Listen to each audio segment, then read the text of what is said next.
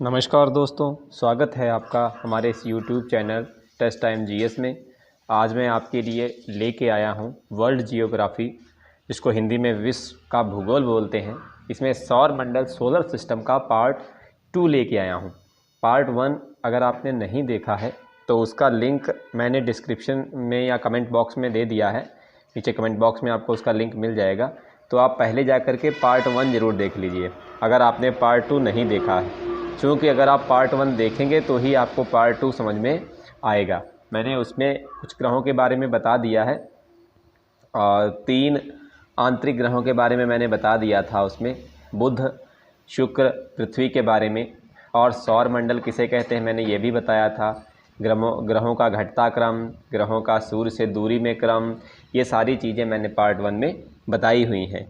तो कंप्लीट जानकारी के लिए आप पहले पार्ट 1 देख लीजिए और उसके बाद में आप पार्ट 2 देखिए। तो चलिए आज का वीडियो हम शुरू करते हैं। और आज हम शुरू करेंगे मंगल ग्रह से। हमने पृथ्वी को पढ़ लिया था, अब पढ़ेंगे मंगल ग्रह।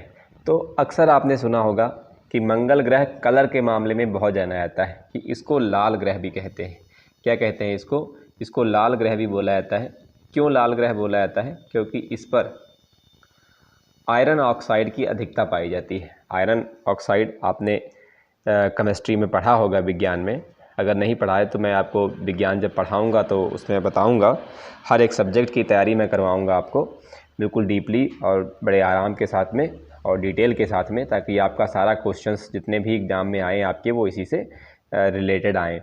तो आयरन ऑक्साइड की अधिकता के कारण मंगल ग्रह का रंग लाल है, इसलिए इसको लाल ग्रह कहते हैं। और ये अपनी अक्ष पर 25 डिग्री झुका हुआ है। जैसे मैंने बताया था ना कि धरती जो है वो 23.5 डिग्री झुकी हुई है और जो आपका मंगल है ये 25 डिग्री कोण पर झुका हुआ है, जिसके कारण यहाँ पृथ्वी के समान मौसम परिवर्तन होता है। ठीक है, जैसे हमारे पृथ्वी पर मौसम बदलता है ना कि जाड़ा, गर्मी, और उसी प्रकार से मंगल पर भी मौसम बदलता है। इसीलिए मंगल पर जीवन की संभावनाओं की तलाश की जा रही है। इसकी बात करें परिभ्रमण की, तो ये 24 घंटे और 6 मिनट में परिभ्रमण करता है। परिक्रमा और परिभ्रमण क्या होता है वो मैंने पिछले वीडियो में आपको बताया है, वो मैं इस वीडियो में आपको नहीं बताऊंगा, आप वहां जा कर के उसको देख लीजिए। फिर इस जैसे कि हमारी पृथ्वी का एक उपग्रह है एकमात्र चंद्रमा, वैसे ही मंगल के 2 उपग्रह हैं। एक है आपका फोबोस और दूसरा है डिमोस। याद रखिएगा, इसके 2 उपग्रह हैं, एक है आपका फोबोस और दूसरा है डिमोस। इन दोनों को आप याद रखिएगा। इसमें डिमोस वाला ज़्यादा इम्पोर्टेंट है। क्यों इम्पोर्टेंट है? क्योंकि कह रहा है कि सौर मंडल का सबसे छोटा उपग्रह, ये पूछा जाता है कि सौर मंडल का सबसे छोटा उपग्रह कौन सा है, तो वो है डिमोस। और वो किस ग्रह का उपग्रह है? तो वो है आपका मंगल का। ये चीज़ भी आप याद रखना कि डिमोस मंगल ग्रह का उपग्रह है, जो पूरे सौर मंडल का सबसे छोटा उपग्रह है।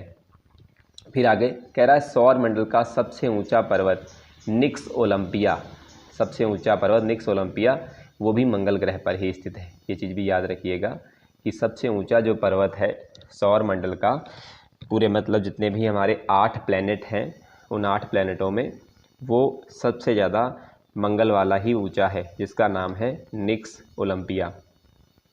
और ये माउंट एवरेस्ट से 3 गुना ज़्यादा ऊंचा है। याद रखिएगा, माउंट एवरेस्ट की ऊंचाई से ये 3 गुना ज़्यादा ऊंचा है। तो अगर आप पढ़ाई करते हैं तो आप मुझे कमेंट करके बताएं कि माउंट एवरेस्ट की ऊंचाई कितनी है।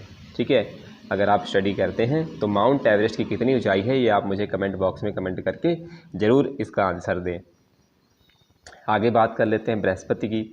तो यह सौरमंडल का सबसे बड़ा ग्रह, याद रखिएगा ये सौरमंडल का सबसे बड़ा ग्रह है, आकार में सबसे बड़ा ग्रह से 1 नंबर पर है, जो कि गैस का पिंड है। जैसे हम धरती पर रहते हैं तो ये भूभाग है, ये ठोस अवस्था में है, लेकिन ये गैसीय पिंड है। जो बृहस्पति है ये सबसे बड़ा ग्रह है और जो गैस का पिंड है। याद रखिएगा बृहस्पति का नाम भी सबसे बड़ा है। जितने भी ग्रहों के नाम है बुध, शुक्र, पृथ्वी, मंगल, बृहस्पति, शनि, अरुण, वरुण, उनमें सबसे लंबा चौड़ा नाम जो है वो बृहस्पति का ही है और बृहस्पति ग्रह भी सबसे बड़ा है। ये भी आप याद रखना। सबसे छोटा नाम बुध का है और सबसे छोटा ग्रह भी बुध ही है।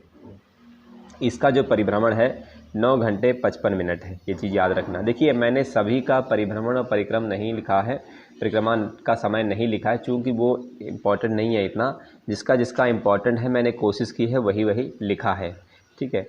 ये सबसे कम समय लेता है, ये चीज़ याद रखना कि परिभ्रमण करने में ये सबसे कम समय लेता है। जैसे हमारी धरती वो 24 घंटे में एक चक्कर लगाती है लगभग, वैसे ही ये 9 घंटे 55 मिनट या लगभग, इसको 10 घंटे भी कहीं कहीं लिखा होता है, ये 10 घंटे में चक्कर लगाता है।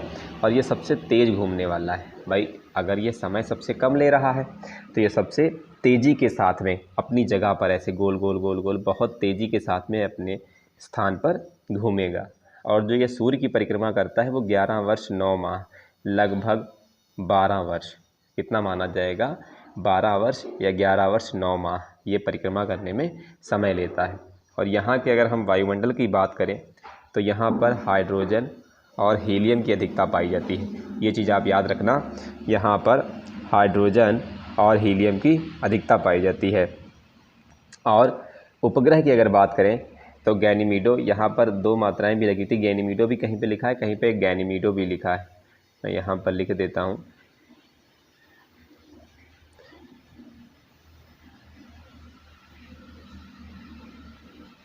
कहीं कहीं पर डा पे छोटी, माँ पे छोटी की मात्रा, कहीं पे बड़ी की मात्रा भी मिल जाती देखने को है, तो वो आप उससे कंफ्यूज नहीं होना है। गैनीमीडो ये सौर मंडल का सबसे बड़ा उपग्रह है। याद रखना आप, जो सौर मंडल का सबसे बड़ा ग्रह है उसी का सबसे बड़ा उपग्रह है। और इसका रंग पीला है। रंग कैसा है इसका? इसका रंग पीला है। तो बृहस्पति में आपको याद रखना है ये सबसे बड़ा ग्रह है और ये बाह्य ग्रहों में सबसे पहला नंबर 1 का ग्रह है सूर्य की दिशा से, और आकार में ये सबसे बड़ा है और ये गैस का पिंड है और ये सबसे तेज़ घूमने वाला ग्रह है जिसका समय लगभग 10 घंटे है। और इसमें वायुमंडल में हाइड्रोजन और हीलियम पाया जाता है। और इसी ग्रह का सबसे बड़ा उपग्रह है जिसका नाम है गैनीमीडो और इसका रंग कैसा है? पीला है। आगे बात कर लेते हैं हम शनि ग्रह की। यह आकाश में पीले तारे के समान दिखाई देता है। याद रखिएगा, हमने अभी पढ़ा था कि जो बृहस्पति का उपग्रह है गैनीमीडो उसका भी रंग पीला है और शनि ये भी पीले तारे के समान आकाश में दिखाई देता है। और इसके चारों ओर ये आप रिंग देख रहे हैं ना, ये वलय, इसको वलय बोला जाता है। इंग्लिश में इसको रिंग बोलते हैं और हिंदी में इसको वलय बोला जाता है। ये 7 वलय हैं और ये आकार में दूसरा सबसे बड़ा ग्रह है। नंबर 1 पर बृहस्पति है और नंबर 2 पर कौन सा है? शनि ग्रह है, जिसको इंग्लिश में सैटर्न बोलते हैं। ठीक, फिर इसका एक उपग्रह है जिसको टाइटन बोला जाता है, सबसे बड़ा उपग्रह है जिसका आकार लगभग बुध ग्रह के समान है। ये भी पूछा गया है कि कौन सा उपग्रह है जिसका आकार किसी ग्रह के समान है या फिर बुध के समान है। तो याद रखिएगा, ये टाइटन उपग्रह है जो बुध ग्रह के आकार के बराबर इसका आकार है और ये शनि ग्रह का उपग्रह है। और शनि ग्रह पर सबसे ज़्यादा उपग्रह 82 हैं। याद रखिएगा, 82 उपग्रह हैं। पहले आपने हो सकता है किताबों में बृहस्पति पढ़ा हो, लेकिन अब जो है शनि ग्रह के सबसे ज़्यादा उपग्रह हैं 82। ठीक है, मैंने शायद गलती से बृहस्पति यहाँ पर पहले बोल दिया। तो याद रखिएगा, शनि ग्रह के सबसे ज़्यादा उपग्रह हैं जिनकी संख्या 82 है। लेकिन पहले यह जो संख्या थी यह बृहस्पति के पास थी। पहले यह संख्या बृहस्पति के पास थी, लेकिन अब ये संख्या बृहस्पति को हटा के शनि ग्रह के पास में पहुंच गई है। तो अब अगर पेपर में आता है कि सबसे ज़्यादा उपग्रहों वाला ग्रह कौन सा है, तो सबसे ज़्यादा जो उपग्रह है वो शनि ग्रह के पास है। लेकिन 2019 के पहले यह दर्जा बृहस्पति के पास था। ये बदलाव 2019 में हुआ है। हो सकता है आप लोगों में से बहुत से लोग जो करंट अफेयर पढ़ते हैं उनको पता होगा। फिर शनि ग्रह का घनत्व तो इतना कम है कि यह जल में तैर सकता है। ठीक, वैज्ञानिकों का मानना है कि अगर हम शनि ग्रह को किसी विशाल समुद्र में, इतना बड़ा समुद्र हो जिसमें इसको तैराया जा सके, और अगर उसमें हम इसको डाल दें तो ये तैरता रहेगा। चूँकि इसका घनत्व तो पानी से कम है, तो अगर किसी वस्तु का घनत्व तो पानी के घनत्व से कम होता है तो वो वस्तु पानी में आसानी से तैरती रहती है। ये आर्किमिडीज का सिद्धांत या तैरने का प्लावक का नियम, तो ये भौतिक विज्ञान का नियम है, वो आपको पता होगा। नहीं पता है तो मैं आगे वीडियो लाऊंगा, तब आप उसको देख लीजिएगा। तो इसमें से आपको याद रखना है कि शनि के वलयों की संख्या कितनी है और ये आकार में दूसरा बड़ा ग्रह है और बुध ग्रह के समान इसका टाइटन है, क्योंकि टाइटन, टाइटेनियम और ट्राइटम ये 3 उपग्रह हैं अलग अलग। तो शनि का टाइटन है, याद रखिएगा। और सबसे ज़्यादा उपग्रहों वाला ग्रह शनि है, और जल में तैरने योग्य घनत्व वाला ग्रह जो है वो भी शनि है। आगे बात कर लेते हैं अरुण की। तो यह आकार में तीसरा बड़ा ग्रह है, याद रखिएगा, ये आकार में तीसरा बड़ा ग्रह है। इस ग्रह की खोज सर विलियम हर्शल ने 13 मार्च 1781 को की थी। कब की थी? 13 मार्च 1781 को की थी। लगभग 82 डिग्री झुका होने के कारण इसे लेटा हुआ ग्रह भी कहते हैं। ठीक है, ये 82 डिग्री झुका हुआ है, जिस कारण ये बिल्कुल लेटा हुआ लगता है, और इसलिए इसको लेटा हुआ ग्रह भी कहते हैं। फिर इसमें मीथेन गैस की अधिकता पाई जाती है। मीथेन गैस की अधिकता के कारण यह हरे रंग का दिखाई देता है। मीथेन गैस की अधिक मात्रा के कारण इसका रंग कैसा है? हरा है। और सबसे बड़ा उपग्रह इसका टाइटेनिया है, याद रखिएगा। अभी हमने पीछे पढ़ा था शनि का सबसे बड़ा टाइटन था, और इसका कौन सा है? टाइटेनिया है।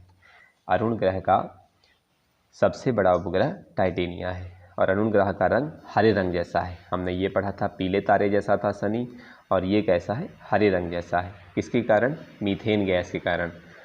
और ये तीसरा बड़ा ग्रह है। इसकी खोज सर विलियम हर्शल ने की थी, और 13 मार्च 1781 को की थी, ये चीज़ याद रखना। और ये 82 डिग्री झुका होने के कारण इसको लेटा हुआ ग्रह कहते हैं। कभी कभी आपके उसमें क्वेश्चन पेपर में ये क्वेश्चन पूछ लिया जाता है कि लेटा हुआ ग्रह किसे कहते हैं, तो याद रखिएगा अरुण ग्रह को लेटा हुआ ग्रह कहते हैं। और इसकी एक खासियत है, ये पूर्व से पश्चिम की ओर परिक्रमा करता है। मैंने आपको पिछले वीडियो में बताया था ना कि 2 ग्रह ऐसे हैं जो उल्टा चक्कर लगाते हैं। 6 ग्रह दूसरी दिशा में चक्कर लगाते हैं, और 2 ग्रह दूसरी दिशा में चक्कर लगाते हैं। तो अगर आप सूर्य की दिशा से देखेंगे तो इधर से 2 नंबर पर कौन आता है? इधर से 2 नंबर पर आपका आता है शुक्र। कौन सा ग्रह आता है? शुक्र आता है।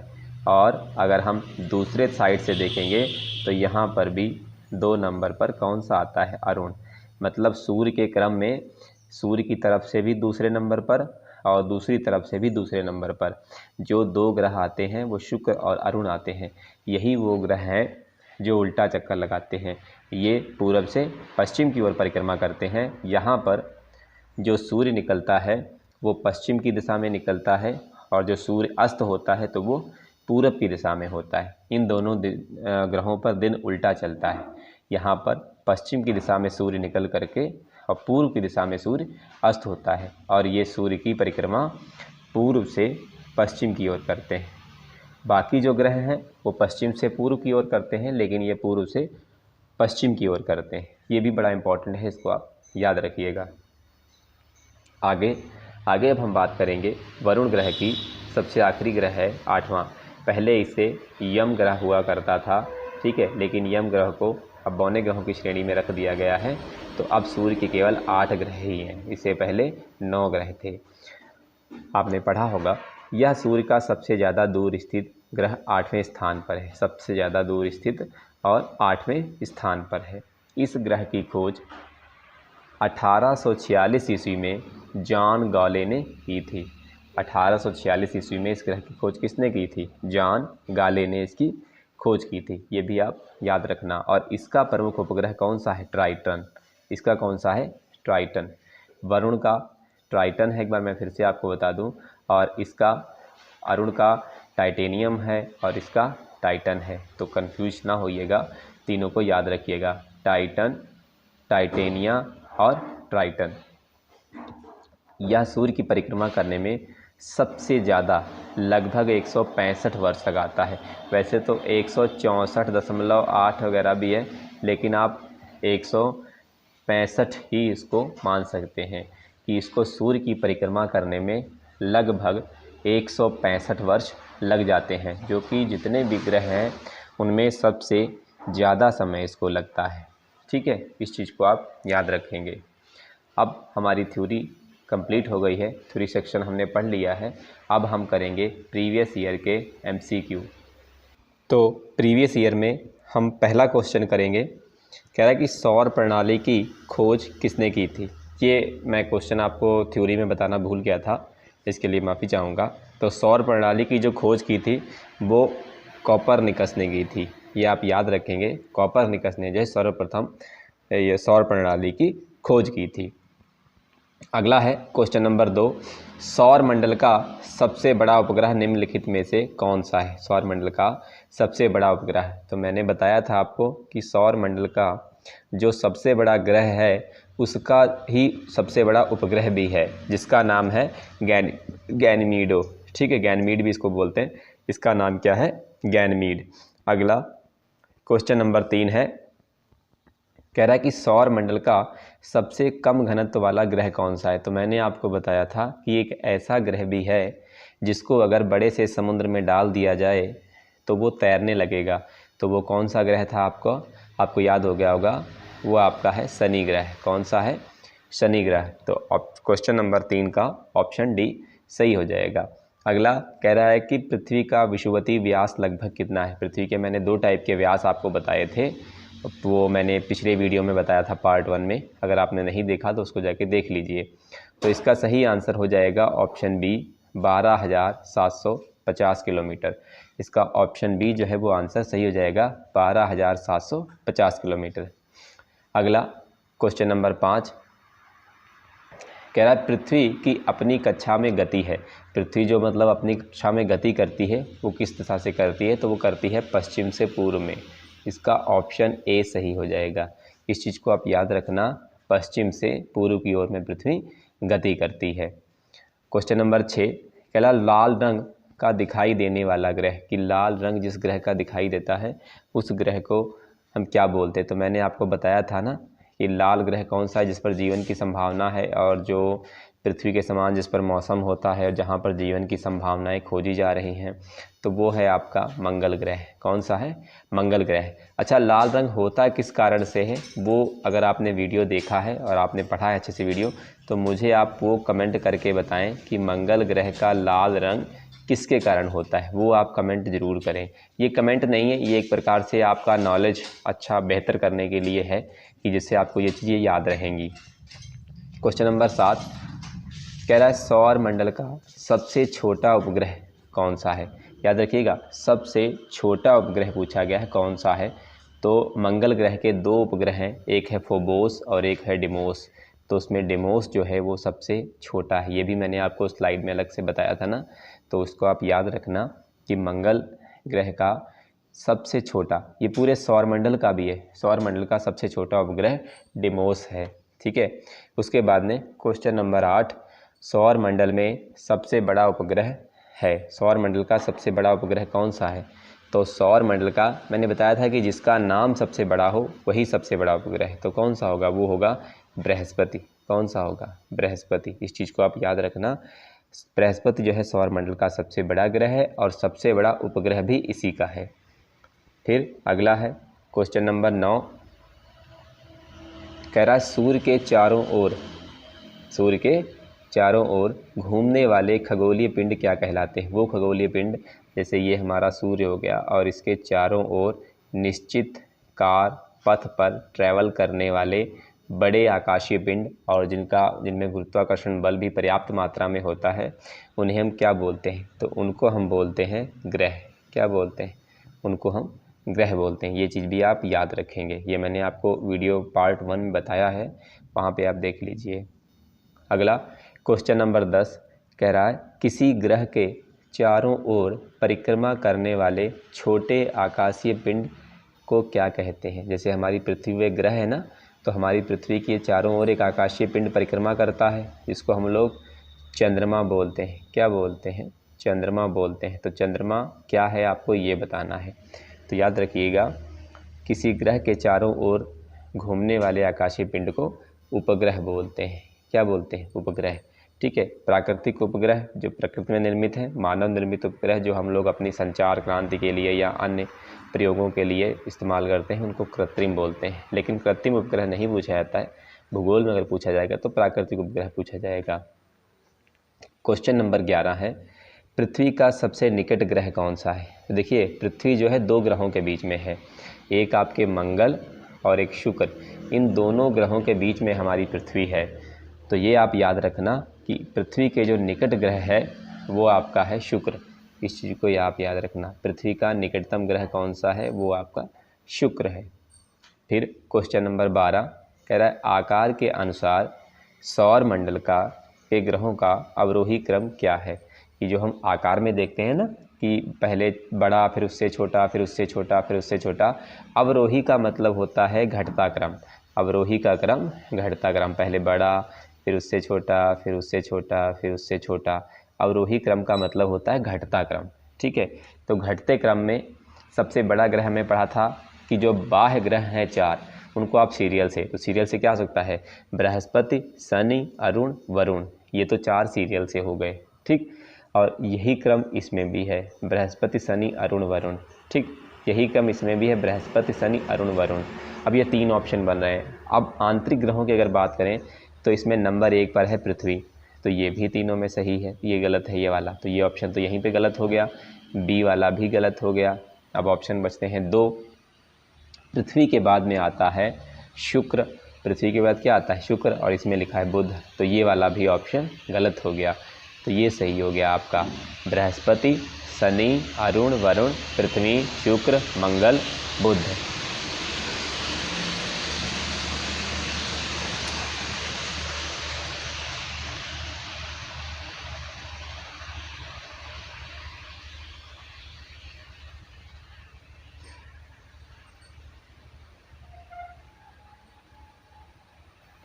आगे बात कर लेते हैं क्वेश्चन नंबर 13 की। कह रहा है निक्स ओलंपिया कोलंबस पर्वत किस ग्रह पर स्थित है। मैंने बताया था ना कि माउंट एवरेस्ट की ऊंचाई का 3 गुना ऊंचाई का एक पर्वत है।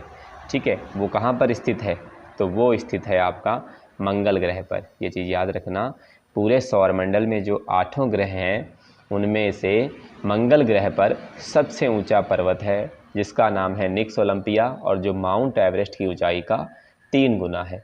अगला क्वेश्चन नंबर 14, निम्नलिखित में से किन 2 ग्रहों को छोड़कर शेष सभी ग्रह सूर्य के चारों ओर वामावर्त घूमते हैं, है ना। एक होता है दक्षिणावर्त और एक वामावर्त, आपने पढ़ा होगा। तो ये कौन से होते हैं, मतलब यूँ समझ लीजिए कि जिनको उल्टा घूमने के लिए कहा गया है। तो मैंने आपको बताया था कि सूर्य की ओर से 2 नंबर पर और उधर से 2 नंबर, है ना। तो इधर से शुक्र और उधर से अरुण, तो इसका आंसर कौन सा हो जाएगा, डी आंसर इसका सही हो जाएगा। अगला, सूर्य के संगठन में सहायक गैसें हैं। कि सूर्य का संगठन, ये मैंने यहाँ से सूर्य वाले क्वेश्चन दे दिए क्योंकि सूर्य वाला वीडियो मैंने पढ़ाया है, जिसका लिंक मैं डिस्क्रिप्शन बॉक्स में दे दूंगा। आप वो वीडियो पहले देख लीजिए और बाद में यहाँ पर ये क्वेश्चन आके करिए, तो आपको अच्छे से आपका क्लियर हो जाएगा और ज़्यादा। तो सूर्य में 2 गैसें, एक हाइड्रोजन और दूसरी हीलियम। हाइड्रोजन और हीलियम, इन 2 गैसों का संगठन पाया जाता है। फिर कह रहा है सूर्य के ऊपर के भाग को क्या कहा जाता है। क्वेश्चन नंबर 16 है, सूर्य के ऊपर के भाग को क्या कहा जाता है, तो उसको कहते हैं वर्णमंडल। मैंने सूर्य के सारे भाग अलग अलग दर्शाए हैं इस वीडियो में, आप जाके देख लीजिए, वर्णमंडल कहा जाता है। अगला, एक ग्रह की अपने कक्ष में सूर्य से अधिकतम दूरी को क्या कहा जाता है। तो मैंने बताया था ना कि अधिकतम का आ, ट्रिक बताई थी कि अधिकतम का आ और अपसौर का आ ये मैच कर रहा है। तो इस चीज़ को आप याद रखना कि ग्रह की अपने कक्ष में सूर्य से अधिकतम दूरी को अपसौर कहते हैं। क्या कहते हैं, अपसौर। अगला, सूर्य के रासायनिक मिश्रण में हाइड्रोजन का प्रतिशत कितना है। देखिए, एक हाइड्रोजन है, हीलियम है, अन्य तत्व हैं, तो हाइड्रोजन का परसेंटेज हमसे पूछा है, तो वो आप याद रखना 71% है। कितना है, 71% जो है हाइड्रोजन तत्व का पाया जाता है। फिर निम्नलिखित में से कौन सा एक तारा है। तो देखिए, चंद्रमा को तो खुद सूर्य का प्रकाश मिलता है फिर वो चमकता है, तो वो तो तारा हो नहीं सकता। शुक्र को भी सूर्य का प्रकाश मिलता है, वो भी खुद नहीं चमकता है। पृथ्वी को भी सूर्य का प्रकाश मिलता है, वो भी नहीं चमकता है। लेकिन जो हमारा सूर्य है, इसको प्रकाश मिलता है और सूर्य एक तारा है। ये चीज़ याद रखना, बड़ा इम्पॉर्टेंट क्वेश्चन है। सूर्य एक क्या है, तो सूर्य एक तारा है, क्योंकि जिसके पास खुद का प्रकाश हो वो तारा कहलाता है।